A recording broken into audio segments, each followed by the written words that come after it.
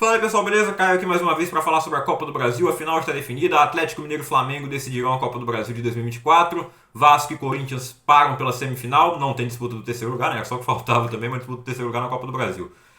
Bom, o Atlético e o Flamengo conseguiram manter o empate no jogo da volta, o que foi suficiente para que eles se classificassem para a final, né? Já que eles venceram a partida de ida em casa, o Galo venceu o Vasco por 2-1 de virada e o Flamengo venceu por 1-0 o Corinthians no Maracanã. 0-0 para Corinthians e Flamengo em Itaquera, 1-1 para Vasco e Atlético Mineiro em São Januário, sem disputa de pênaltis. Flamengo e Atlético estão na final. Os dois favoritos, né? Chegaram à final, não com tanta facilidade quanto alguns esperavam, mas é aquele negócio, quando chega nessa fase do campeonato, visto que Vasco e Corinthians vieram fazendo nas outras fases, imaginávamos que não seriam jogos fáceis, e as circunstâncias também favoreceram ou não, né, algumas das equipes.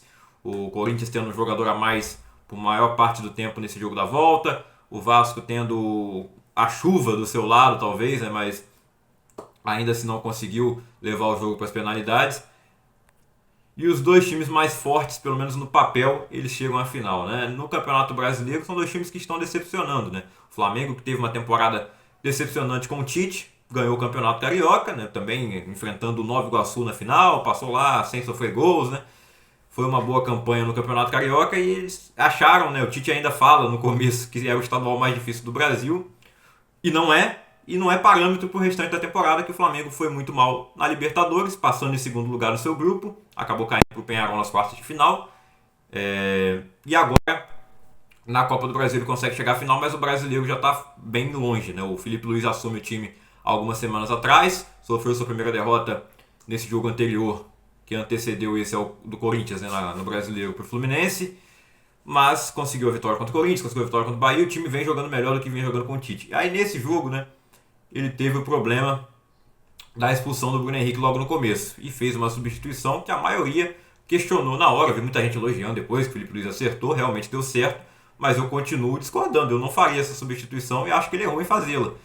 Que foi, né, no momento que o Bruno Henrique é expulso, ele tira o Gabigol, que realmente não vem jogando bem desde 2022, podemos dizer, né? 2023 ele também já foi ruim. O 24 então nem se fala. Pode dizer que o Tite não estava dando oportunidade para ele, mas quando ele joga não faz gol, não rende. Ele fez um gol até contra o Corinthians no jogo da ida, né? Na estreia do Felipe Luiz, e o gol estava impedido. Bom, não sabemos se estava totalmente impedido ou não. Nesse jogo também teve um gol do lado do Flamengo que não dá para ter certeza. Esse me parece mais impedido, mas a imagem ainda é muito ruim para a gente ver, né? Tem hora que eu sou a favor de tirar o VAR.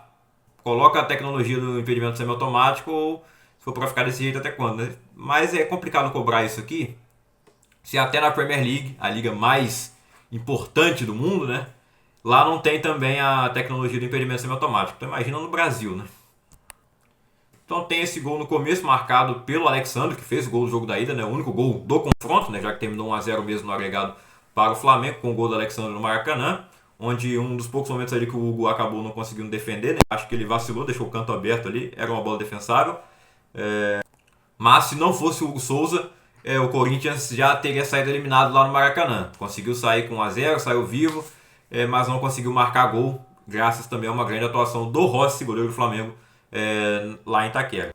Aí tem a expulsão, né? O Gabigol sai para entrar o Fabrício Bruno. Eu não entendo porque, tipo assim, se você tem um zagueiro expulso, você vai tirar um atacante para recompor a zaga, é o certo a se fazer. Ou até mesmo um meio-campista, um volante. Agora, sendo que um atacante foi expulso, eu vou tirar o outro atacante para botar um zagueiro, não faz muito sentido, né? Mas foi isso que ele fez, e aí o Corinthians não conseguiu furar o bloqueio do Flamengo, né? Só algumas vezes ali, o Roberto teve algumas oportunidades no segundo tempo, e a melhor finalização dele, o Rossi fez uma grande defesa, acho que foi o grande lance do jogo ali, do Rossi e também do Yuri Alberto, né, que teve outras oportunidades. Tem um lance que o Thales Magno faz um drible ali no Wesley, faz o cruzamento e o Yuri Alberto cabeceia muito mal para fora. Eu fico pensando, se o Thales Magno estivesse no Vasco e cruza uma bola daquela pro Verratti, era gol, né? Infelizmente, quem estava cruzando pro Verratti era o Rossi, que não é o goleiro do Flamengo, é outro, né, que não jogava desde julho, e ontem não, no sábado, né, simplesmente o Rafael Paiva achou que o Rossi poderia entrar para resolver o jogo, sendo que ele não jogava faz tanto tempo, né? Mas já vamos comentar daqui a pouco mais a fundo o jogo de Vasco e Atlético Mineiro. Bom, então o Corinthians não conseguiu marcar. O Flamengo sem ataque, sem atacante, né, também não tinha muito escape. Aí no segundo tempo ele tirou a Arrascaeta e coloca o Gonçalo Plata. Aí tem um atacante, mas um atacante que até agora não mostrou a que veio também, né? Dizer que essas contratações aí feitas no meio do ano do Vasco e do Flamengo, até agora nada, né? O Alcaraz e o Plata, que não foram baratos, não estão rendendo. O Vasco trouxe lá o Máximo Domingues e aí ele acaba nem entrando no jogo. Quem entra é o Rossi, que não vinha jogando, impressionante. O caso do Flamengo, né? Os caras entraram, tanto o Alcaraz e o Plata entraram, mas até agora não jogaram nenhuma partida boa, né? O Alcaraz fez um gol de pênalti, mas fora isso não tem jogado bem, né? Eu lembro que na estreia dele, que foi contra o Corinthians mesmo no Brasileirão, né? O Corinthians ganhou de 2-1, já estavam os comentaristas lá falando, olha só a rotação Premier League, ele tem uma rotação diferente dos demais. E ele foi expulso naquele mesmo jogo, e eu não sei que rotação diferente é essa que eles veem.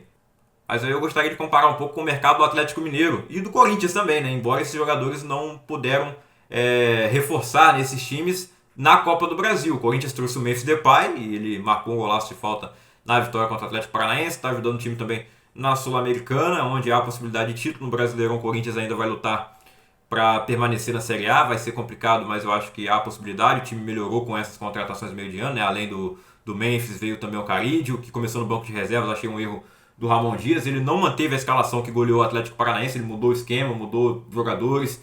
Acho que não tinha necessidade, embora a prioridade está clara, que é escapar do rebaixamento e não vencer a Copa do Brasil ou a Sul-Americana que seja. A prioridade é permanecer na Série A e realmente eu acho que deve ser essa a prioridade. Tá certo, mas ele não teve o Memphis Depay à disposição, né, por conta do período de inscrição, ele não pôde ser inscrito.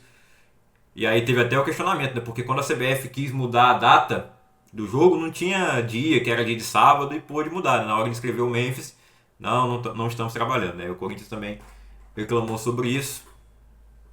E o do Atlético Mineiro, né, trouxe o Davidson, que foi decisivo na Libertadores. Na Copa do Brasil ele não pode jogar porque já atuou pelo Cuiabá e tem essa regra boba também. Se já jogou por um time na Copa do Brasil, não pode jogar por outro no mesmo ano. Só para encerrar aqui o Corinthians, né, o Felipe Luiz pode ter acertado em ter colocado o Fabrício Bruno, no final deu certo.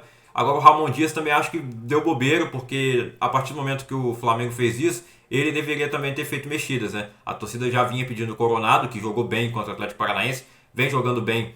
Ele que já está no Corinthians desde o final do Paulista, né?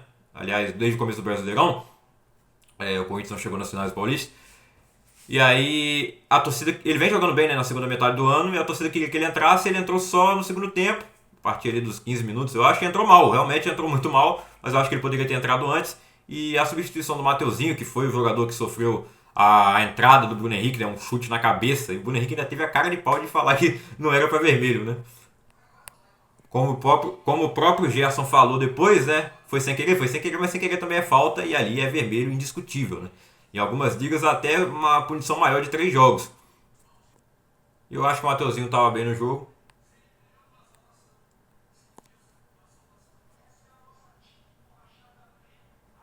Inclusive, para mim, ele é mais jogador que o Wesley, que ficou no Flamengo, embora ele tenha feito uma boa partida também, né? O Flamengo teve está muito mais aguerrido do que estava sendo com o Tite, né? Parecia aquele time sem vontade.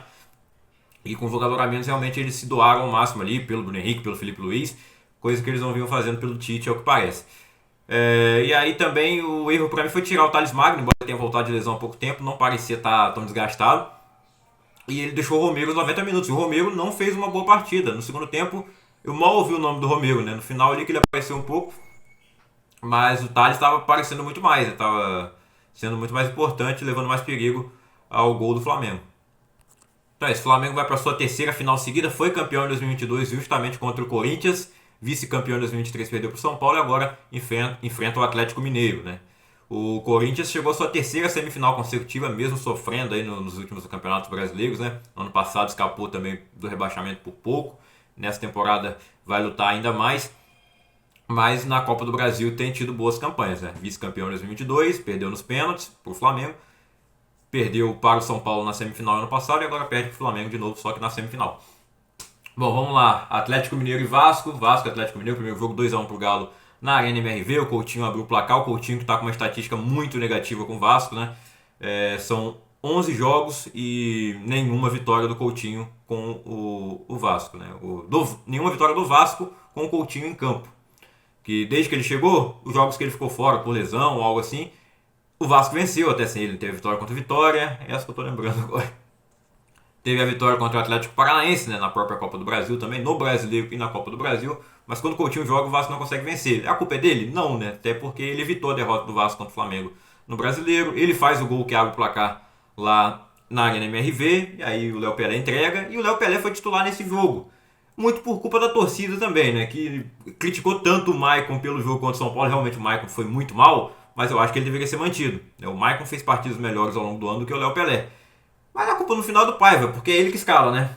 E o Vasco, pra mim, errou em mantê-lo, assim, nem procurar outro treinador. Gratidão aí pelo que ele fez, ele melhorou realmente a situação do Vasco, levou, afastou da zona de rebaixamento, embora ainda esteja próximo, né? A pontuação caiu, agora são 6 pontos acima da zona de rebaixamento, tava 8, agora são 6, 8 já não era muito seguro. Agora são 6.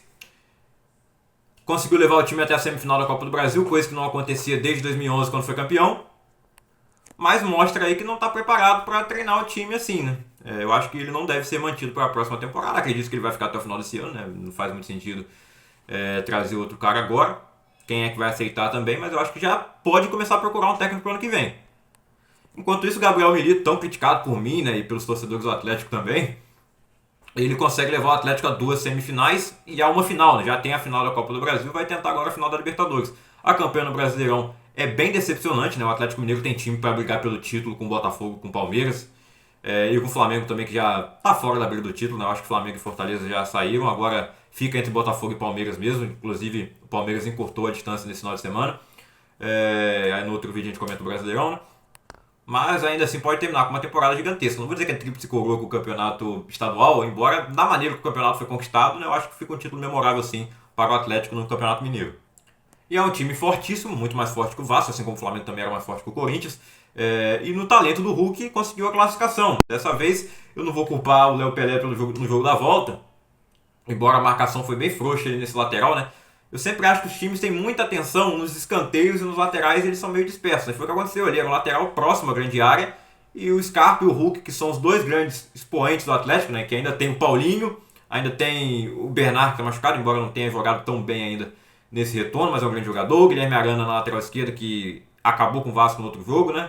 Ele foi o melhor jogador daquela partida, com um gol e uma assistência. E atualmente é o lateral titular do Dorival, né, na seleção, vem sendo pelo menos. Enquanto o Vasco também tem seus grandes nomes, o Coutinho e o Payet, que não conseguem render juntos e não tiveram tempo juntos nessa partida. Quando o Coutinho saiu foi para entrar o Payet, eles jogaram titulares contra o São Paulo, realmente não deu certo. E o Verratti, que é o cara do time. O Verratti termina inclusive como artilheiro da Copa do Brasil, acredito que ninguém vai tirar esse prêmio dele de artilheiro. Ele tem 7 gols. Os jogadores do Atlético e do Flamengo que teriam chance de tirar seria o Pedro, que tem 3 gols, mas já tá machucado, não joga mais esse ano, né? E o Guilherme Arana, que é um lateral esquerdo. Difícil acreditar que ele vai fazer 4 gols nos 2 jogos, né? O Hulk marcou seu primeiro gol na Copa do Brasil, inclusive, né? O Galo entrou na terceira fase, diferente do Vasco, que está jogando desde a primeira, né? O Galo entrou na terceira fase, o Hulk ainda não havia marcado gol, marcou nessa partida, o Paulinho fez na outra, né? Na lei do ex.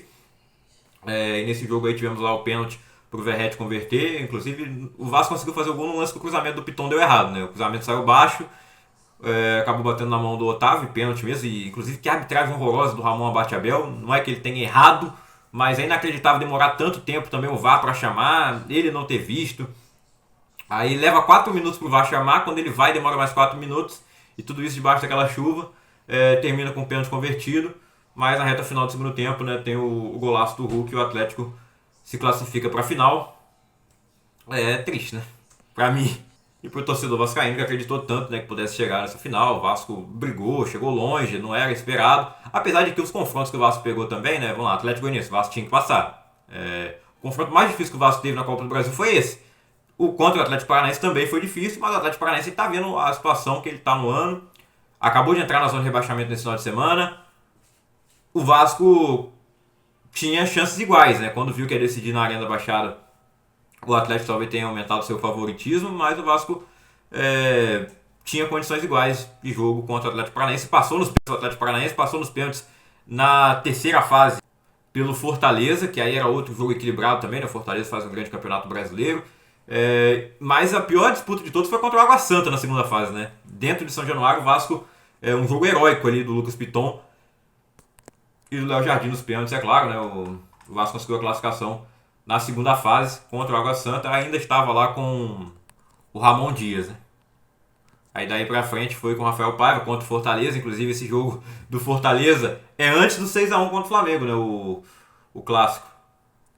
Que aí foi treinado pelo português Álvaro Pacheco, que não chegou a dirigir o Vasco em nenhum jogo da Copa do Brasil. Se tivesse, provavelmente o Vasco não teria chegado até aqui. Mas é isso, final entre Flamengo e Atlético Mineiro. Declaro meu apoio ao Atlético Mineiro no segundo turno, na final. Vamos Galo agora, né? Eliminou a gente, tem que ganhar do Flamengo. Inclusive fazemos parte da União Sinistra, né? Bom, mas sem clubismo, eu acho que vai ser um jogo equilibrado. A expectativa é essa, dois times muito fortes. O Flamengo com seus desfalques, o Atlético também vai ter seus desfalques. Alguns retornam, como é o caso do Zaratio. O Bernard só deve voltar no que vem, com o Pedro, que é o desfalque mais sentido do Flamengo, sem dúvida nenhuma.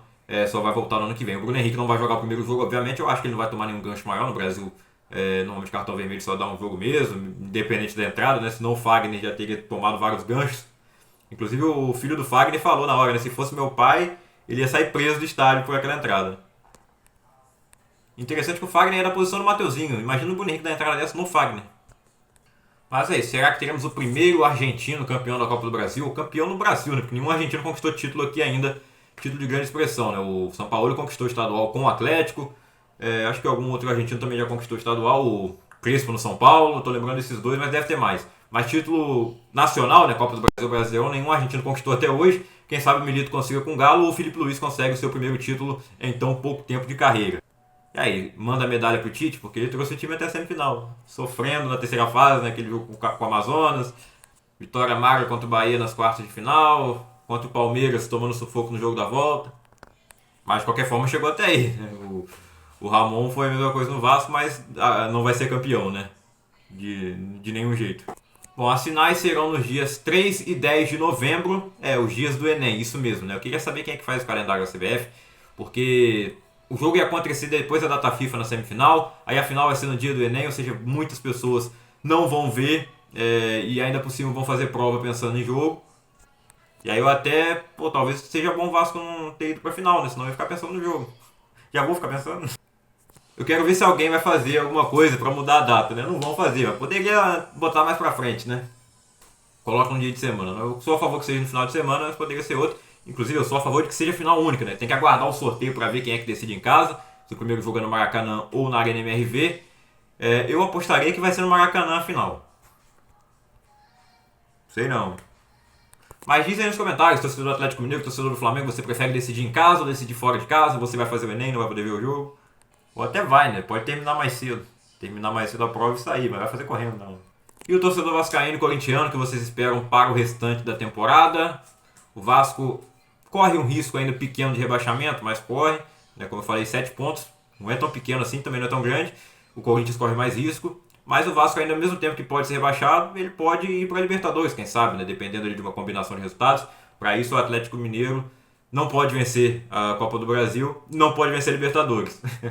Eu falei que estou torcendo para o Atlético, mas aí fica aquela coisa, né? Se for para ir para a Libertadores, precisa que o Flamengo ganhe a Copa do Brasil e que o Botafogo ganhe a Libertadores. Mas se o Vasco for para a Sul-Americana e não cair, já tá ótimo, né? Faz tempo que não participa nem da Sul-Americana, se for para a Sul-Americana tá maravilhoso. Perto do que foi o ano, essas confusões políticas todas que ainda continuam, né? É isso, pessoal. Vou ficando por aqui então. Esse foi o vídeo. Deixa o like se gostou, se inscreva no canal se não for inscrito ainda e ativa o sininho das notificações. Compartilha esse vídeo também com seu amigo flamenguista atleticano. Manda pro vascaíno pra zoar, manda pro corintiano. É isso, tamo junto. Até o próximo. Valeu.